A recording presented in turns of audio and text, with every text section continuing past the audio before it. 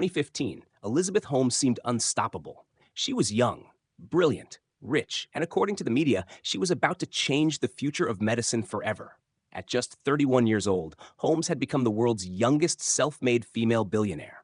Her company was valued at $9 billion. Powerful investors backed her. World-famous politicians praised her. Magazines placed her on their covers. Many people called her the next Steve Jobs. She even adopted a similar style: the black turtleneck, the ambitious vision, the promise of changing the world. And what was that promise? A revolutionary blood testing technology that could run hundreds of medical tests using only a few drops of blood from a finger prick. If true, it would transform healthcare forever. No more painful blood draws, no more expensive laboratory procedures. Just a tiny sample of blood and a machine that could supposedly deliver fast, accurate results. It sounded like magic. Investors loved it. The media loved it. Silicon Valley loved it. There was only one problem. The technology barely worked. Behind the scenes, employees were panicking. Scientists were raising concerns. And some insiders were beginning to realize that the company's biggest secret could destroy everything. What started as one of the most inspiring success stories in America would eventually become one of the most shocking scandals in Silicon Valley history. A billionaire would lose her fortune. A company worth billions would collapse. And the woman once celebrated as a genius would end up facing federal prison. How did Elizabeth Holmes fool some of the smartest people in the world? And how did a young entrepreneur go from billionaire to convicted criminal? To understand the answer, we have to go back to the beginning. Part 2. Childhood and early ambition. Long before she became a billionaire, Elizabeth Holmes was a young girl with unusually big dreams. She was born on February 3, 1984, in Washington, D.C. Her family valued education, achievement, and public service. From an early age, Holmes stood out. She wasn't interested in becoming famous. She wanted to become important. While many children imagined careers in sports or entertainment, Holmes dreamed of building something that could change the world. She admired inventors, entrepreneurs, visionaries, people who left a lasting mark on history. Friends and teachers often described her as intelligent, focused, and incredibly ambitious. She wasn't satisfied with ordinary goals. She wanted to create something revolutionary. As a teenager, Holmes became fascinated by science and technology. She believed innovation could solve some of humanity's biggest problems. That belief would eventually shape the rest of her life. In 2002, Holmes enrolled at Stanford University, one of the most prestigious schools in the world. There, she studied chemical engineering.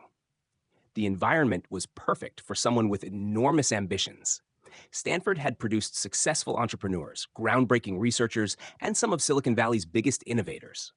Holmes wanted to join their ranks, but she didn't want to wait. While still a student, she began developing an idea that she believed could transform healthcare. The concept was simple, but powerful. What if blood testing could become faster, cheaper, and less painful? What if a few drops of blood could provide the same information as traditional laboratory testing? The idea excited her, and the more she thought about it, the more convinced she became that she had discovered a world-changing opportunity. Then came a decision that would define her future. At just 19 years old, Elizabeth Holmes dropped out of Stanford. It was a bold move. Many successful entrepreneurs had done the same. People like Steve Jobs and Bill Gates had become legends after leaving college to pursue their visions. Holmes believed she could follow a similar path. She founded a company that would later become known as Theranos. Its mission sounded inspiring: to make healthcare more accessible, more affordable, and more efficient for everyone. Investors loved the story, the media loved the vision, and Holmes herself seemed to embody the Silicon Valley dream. A young founder, a revolutionary idea, a mission to change the world. But there was something nobody knew at the time. Having a great vision and building a working technology are not the same thing. And as Theranos began its rapid rise, the gap between those two realities would become increasingly difficult to hide. The future billionaire was about to enter the most important chapter of her life, and the world was about to believe every word she said. Part 3. The Journey to Success. By the late 2000s, Elizabeth Holmes was becoming one of the most talked about entrepreneurs in Silicon Valley. Theranos was still a young company.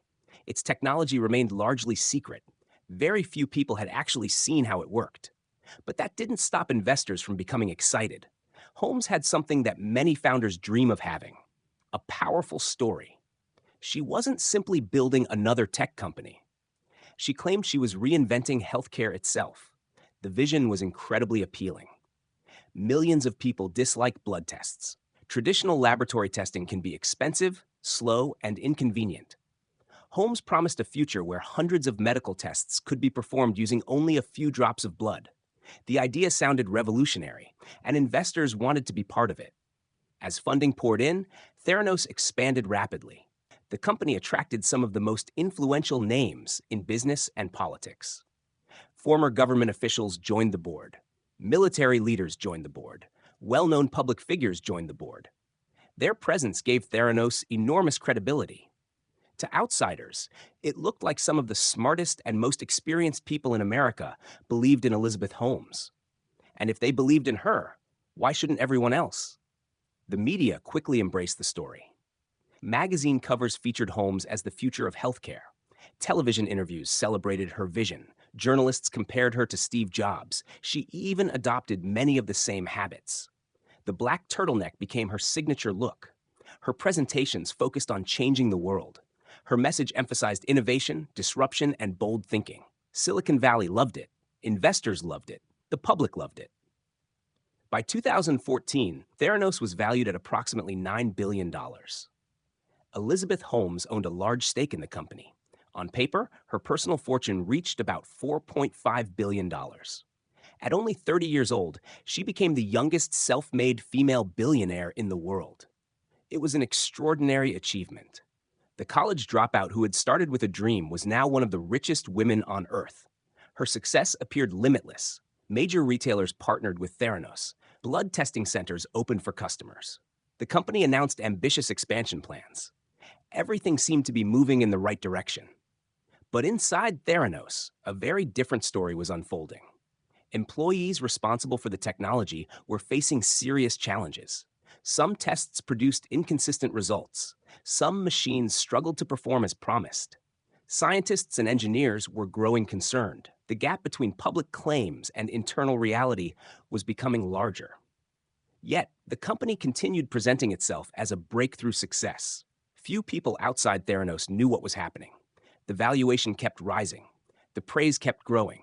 And Elizabeth Holmes became one of the most celebrated entrepreneurs in America. But hidden beneath the billion-dollar headlines was a problem that money, media attention, and ambition could not solve.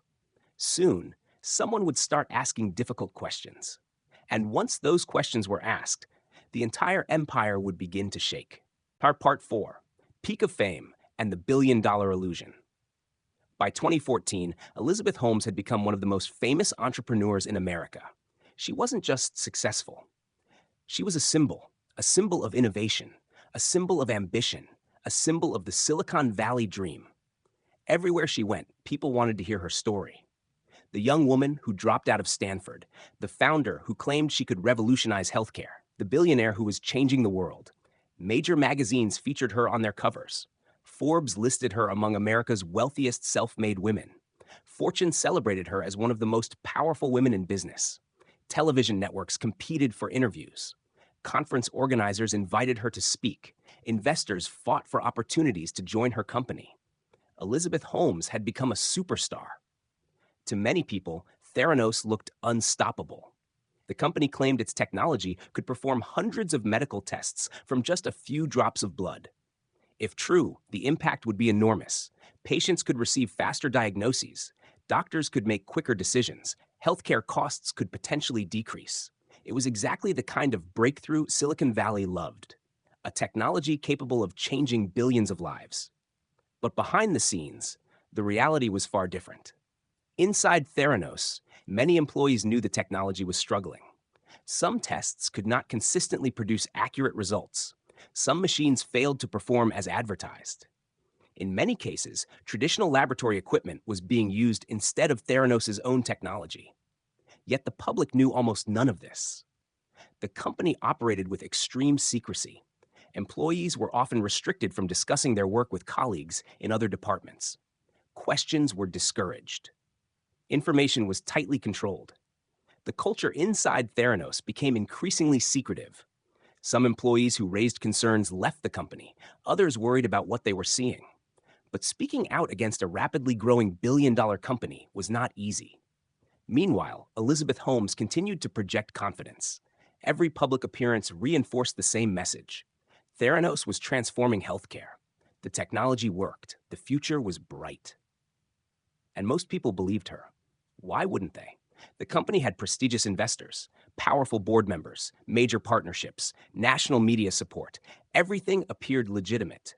But eventually, one thing became impossible to control: the truth. And in 2015, a journalist began asking questions that nobody else had been willing to ask. Questions that would ultimately destroy the carefully crafted image of Theranos. Questions that would cost Elizabeth Holmes her fortune, her reputation, and eventually her freedom. The billionaire who seemed destined to become a legend was about to face the beginning of her downfall. And Silicon Valley was about to learn one of its most expensive lessons. Part 5. The investigation, the exposure, and the collapse. For years, Elizabeth Holmes had convinced the world that Theranos was changing healthcare. Investors believed her. The media believed her. Even some of the most powerful people in America believed her. But in 2015, the story began to unravel. It started with a few uncomfortable questions. Questions that Theranos did not want answered. One journalist, working for the Wall Street Journal, began speaking with former employees and medical experts. At first, the concerns seemed minor. But the deeper the investigation went, the more troubling the evidence became. Former employees claimed that the company's technology was not performing as advertised. Some alleged that Theranos was using traditional laboratory machines for many tests. Others questioned the accuracy of the results being provided to patients. These accusations directly challenged the foundation of Theranos' success. If they were true, the company was not revolutionizing healthcare. It was misleading investors, partners, and the public. When the first major article was published, the reaction was immediate. Theranos denied the allegations. Elizabeth Holmes defended her company. She insisted that the technology worked. She claimed critics were simply trying to stop innovation. For a while, some people believed her. But the questions didn't disappear. They multiplied. Regulators launched investigations. Medical authorities reviewed Theranos practices. More former employees came forward. More information became public, and with every new revelation, confidence in the company weakened. Partners began distancing themselves. Investors grew nervous. The media that once celebrated Holmes now scrutinized every claim she had made. Then came the devastating findings. Authorities concluded that Theranos had failed to demonstrate many of the capabilities it had promised. The technology that had supposedly transformed healthcare was nowhere near as revolutionary as investors had been led to believe. The billion-dollar illusion was collapsing. Fast. Within months, Theranos went from being one of Silicon Valley's most admired companies to one of its biggest scandals. Its valuation plummeted. Partnerships disappeared. Operations shut down. The company that had once been worth $9 billion was rapidly falling apart. And Elizabeth Holmes was losing everything. Her personal fortune, once estimated at $4.5 billion, effectively vanished. The young billionaire who had appeared on magazine covers around the world was no longer seen as a visionary. She was now at the center of a massive fraud investigation. In 2018, Theranos officially dissolved. The company ceased operations. The dream was over. But the legal battle was only beginning. Federal prosecutors charged Holmes with multiple counts related to fraud. The woman who had once promised to change the world was now fighting for her future in court. The rise had been extraordinary. The fall was even more dramatic. And soon, a jury would decide whether Elizabeth Holmes was a misunderstood entrepreneur or one of the greatest fraudsters in Silicon Valley history. Part 6. Prison, Legacy, and the Lesson Behind the Lie. By the time Elizabeth Holmes entered the courtroom, the world had already witnessed one of the most dramatic falls in Silicon Valley history. Just a few years earlier, she had been celebrated as a genius, a billionaire, a visionary, the future of healthcare. Now she faced a very different reality. Federal prosecutors argued that Holmes had knowingly misled investors about Theranos' technology and business performance. The case attracted enormous attention. Journalists filled the courtroom. Former employees testified. Investors described how they had been convinced to invest millions of dollars. The trial lasted for months. Every day revealed new details about the gap between what Theranos promised and what it could actually deliver. For the public, it was shocking. How had so many intelligent people believed the story for so long? How had a company valued at $9 billion avoided deeper scrutiny? And how had one founder convinced the world that a technology worked when so many insiders knew it didn't? In January 2022, the verdict finally arrived. Elizabeth Holmes was found guilty on multiple counts of fraud and conspiracy. The woman once celebrated as the future of Silicon Valley was now a convicted criminal. Later, she was sentenced to more than 11 years in federal prison. It was a stunning conclusion. Her fortune was gone. Her company was gone. Her reputation was destroyed. The billionaire lifestyle that once seemed permanent had vanished completely. For many investors, the damage could never be fully repaired. Millions of dollars had disappeared. Trust had been broken. Careers had been affected. And one of the most celebrated startups in America had become a cautionary tale. Today, Elizabeth Holmes remains one of the most controversial figures in modern business history. Some see her as a fraud who knowingly deceived investors. Others believe she started with genuine intentions, but became trapped by ambition and the pressure to succeed. Regardless of where people stand, one fact remains undeniable. Her story changed Silicon Valley forever. It forced investors to ask harder questions. It reminded the public that charisma is not proof. That confidence is not evidence. And that revolutionary promises must be supported by reality. Perhaps that is the real lesson behind the rise and fall of Elizabeth Holmes. People wanted to believe. Investors wanted to believe. The media wanted to believe. The world wanted a miracle. And sometimes, when people desperately want something to be true, they stop asking whether it actually is. Elizabeth Holmes built a company that promised to change healthcare. Instead, she became the center of one of the biggest scandals in technology history. The young woman who was once called the next Steve Jobs ended up losing everything she had spent years building: her fortune, her company, her reputation, and ultimately, her freedom. Because in the end, no amount of ambition can replace the truth. And no empire, no matter how valuable it appears, can survive when it is built on an illusion. What do you think? Was Elizabeth Holmes a visionary who went too far? Or was the deception there from the very beginning? Let us know your thoughts in the comments below. And if you enjoyed this story, don't forget to subscribe to Rise Beyond for more incredible stories of success, power, and dramatic downfall.